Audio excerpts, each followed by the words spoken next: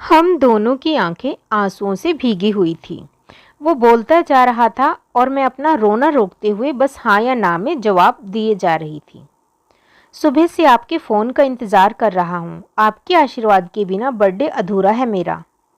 आप तो बड़ी हो ना दीदी, आप ही मुझे डांट देती, आकर एक थप्पड़ लगा देती। ऐसे एकदम से बात ही करना छोड़ दिया। बात मैंने करना छोड़ा? मैं भराई गले से बोली। बात करना तो तुमने छोड़ा था ना विभू, है ना?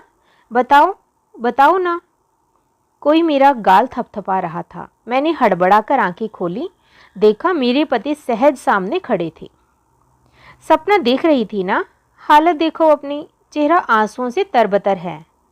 सहज ने मेरे आंसू पोंछे। सपने में भी विभू विभू बड़बड़ा रही थी। मुझे तो तुम दोनों भाई बहन का ये नाटक समझ नहीं आता। पता नहीं किस बात पर लड़ बैठे हो दोनों आपस में। लड़ाई नहीं खत्म करनी है, बस रोती रहेंगी यहाँ बैठकर। तुमने आज वैभव को विश भी नहीं किया ना? मैंने फ़ोन किया था तो पूछ रहा था कि दीदी कहाँ है। अब कुछ बोलोगी भी? मैं इनका हाथ झटक कर बाथरूम की ओर भागी और अंदर जाकर फफक कर रो पड़ी।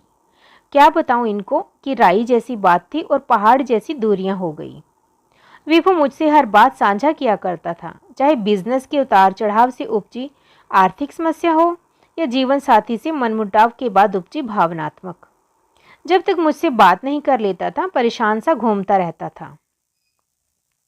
दीदी आप भी ना हमेशा प्रीति की तरफदारी करती हैं, मुझे ही समझाती रहती हैं, उसको कभी कुछ नहीं कहती। भाभी है ही इतनी अच्छी, ही तू ही है नालायक, लड़ता रहता है उससे। आज घर जाकर लड़ाई खत्म कर। मैं हर बार बात टाल जाती थी।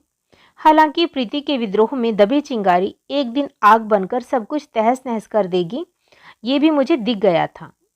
बात बात पर पापा मम्मी को जवाब देना, वैभव से भी नाराज होकर हफ्तों मुंह फुलाई रहना, घर के काम को भी बोझ की तरह ढोना।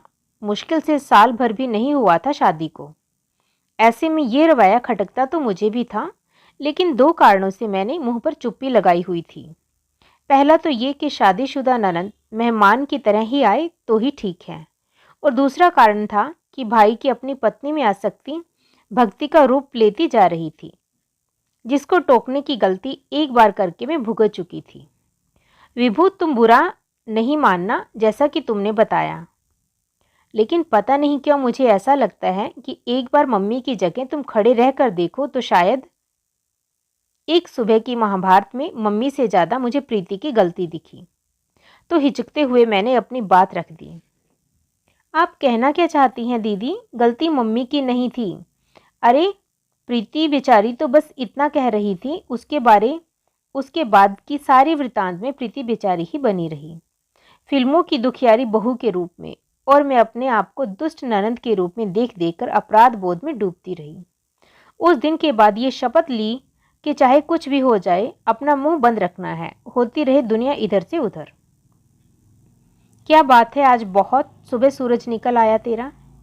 एक इतवार को ठीक 7 बजे विभू का फोन देखकर मुझे बहुत आश्चर्य हुआ। रात भर सोया नहीं दीदी, बस लग रहा था कब सुबह हो, कब आपको फोन करूं। उसका स्वर भीगा हुआ था। मैंने देखा सहज अभी सो रहे थे। मैं बिना आवाज किए चुपचाप फोन लेकर बालकनी में आ गई। क्या हुआ, कुछ बात हुई घर में मम्मी पापा से?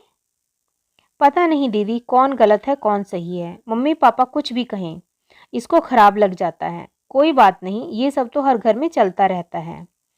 तुम ठीक हो? तुम ठीक हो? मैं कहना तो बहुत कुछ चाह रही थी कि लेकिन पिछली बार की कटु स्मृति मेरा मुंह पकड़े हुए थी। मेरी किसको पड़ी है?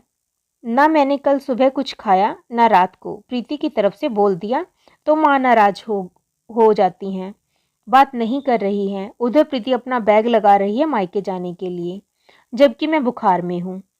इसके बाद मुझसे रहा नहीं गया। पहले तो माँ को फ़ोन करके समझाया, फिर भाभी को। सब कुछ सामान्य होने के बाद फिर वैभव को फ़ोन किया। देखो विभू, प्यार और सम्मान अपनी जगह हैं, लेकिन हर बात की एक हद होती है कि नहीं?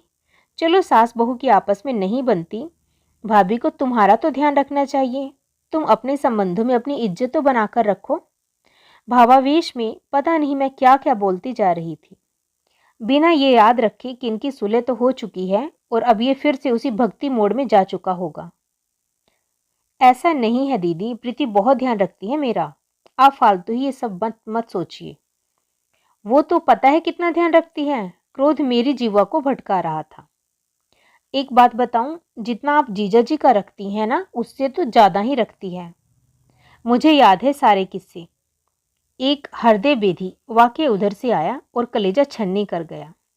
अक्सर ऐसा होता था कि भाई भाभी के संबंध सुधारने के लिए, भाभी की फूहड़ता को ढकने के लिए मैं अक्सर मन घड़ंत किस्से सुना दिया करती थी।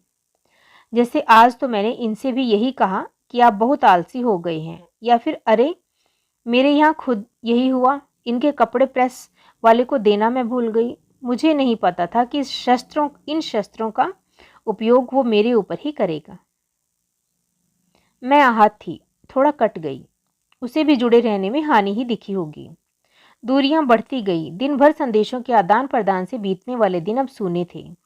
उसका पता नहीं, मैं जितना रो सकती थी रो चुकी थी। भाभी और माँ से औपचारिक बातें होती थी, लेकिन उसकी आवाज़ सुनने का अरसा बीत चुका था। अक्सर उसके पुराने संदेश पढ़कर रो लेती थी। कुछ लिखती थी लेकिन भेज नहीं पाती थी। आज फिर बहुत रोने की इच्छा हो रही थी, बहुत देर तक, बहुत तेज। बाहर आओगी, अंदर ही रोती रहोगी? इनकी आवाज़ सुनकर मैं बाहर आई। इन्होंने बहुत प्यार से मुझे कुर्सी पर बैठाया। देखो, हालत देखो अपनी। तुम बड़ी हो ना, कोई बात खराब लग गई तो माफ़ कर दो। ये लो फ़ोन, एक मैसेज ही भेज दो। सहज कितना परेशान थे मुझे देखकर। मैंने कुछ सोचकर फ़ोन लिया, एक जन्मदिन संदेश टाइप किया और भेज दिया। एक पल के अंदर जवाब आया। दीदी, मैं सुबह से बार बार फ़ोन देख रहा था। आप नाराज़ हैं ना? मुझे आपको बहुत कुछ बताना है। अभी बताऊं या फ़ोन पर? मैं बहुत परेशान हूँ। मेरी आंखें डबडबा गई। इतना अधीर हो रहा है सच में? मैं भी कहाँ नाराज़गी लिए बैठी थी। उसको फ़ोन मिलाने लगी। अचानक हाथ रुक गए। सहज को देखकर अपराध बोध हुआ। इन सब में ये कितना परेशान हुए, मेरे दुख से दुखी, मेरे सुख से सुखी।